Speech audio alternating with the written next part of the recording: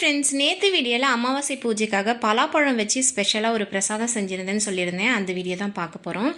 இது கூட சேர்க்கறது அவல் தேவைக்கேற்ப எடுத்து அதில் இருக்கிற தூசி எல்லாம் எடுத்துட்டு 5-6 வாஷ் கழுவி தண்ணியை ஃபுல்லாக ஃபில்டர் பண்ணிவிட்டு அப்படியே வச்சுக்கிட்டேன். பலாப்பழத்தில் இருக்கிற கொட்டையெல்லாம் நீக்கிட்டு இந்தமாரி பொடியாக நல்லா கட் பண்ணி வச்சுக்கிட்டேன். தேவைக்கேற்ப பலாப்பழத்தை இது கூட 2 வாழைப்பழமும் தோலை எல்லாம் நீக்கிட்டு அதையும் பொடியாக கட் பண்ணி வச்சுக்கிட்டேன். இது கட் பண்ணுறதுக்குள்ளே அவல் தேவைக்கேற்ப ஊறி வந்துடும் நல்லாவே.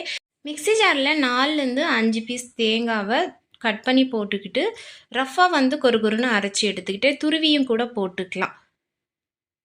அவல் கூடவே கட் பண்ணி வச்சுருக்கிற எல்லா பலாப்பழம், அதுக்கப்புறம் வாழைப்பழம், ஸ்வீட்டுக்கு வெல்லம் ஆட் பண்ணிக்கிட்டேன், சர்க்கரை கூட போட்டுக்கலாம். துருவி வச்சுருக்கிற தேங்காய் இது எல்லாத்தையுமே போட்டு நல்லா மிக்ஸ் பண்ணிக்கலாம். பவுல் சின்னதாக இருந்தனால பெரிய பாத்திரம் எடுத்து நல்லாவே மிக்ஸ் பண்ணிக்கிட்டேன். இது அவ்வளோ டேஸ்டியாக இருக்கும். ட்ரை பண்ணி பாருங்கள். பிடிச்சிருந்தா நாளைக்கு ஒரு மினி ப்ளாகில் பார்க்கலாம். பாய்.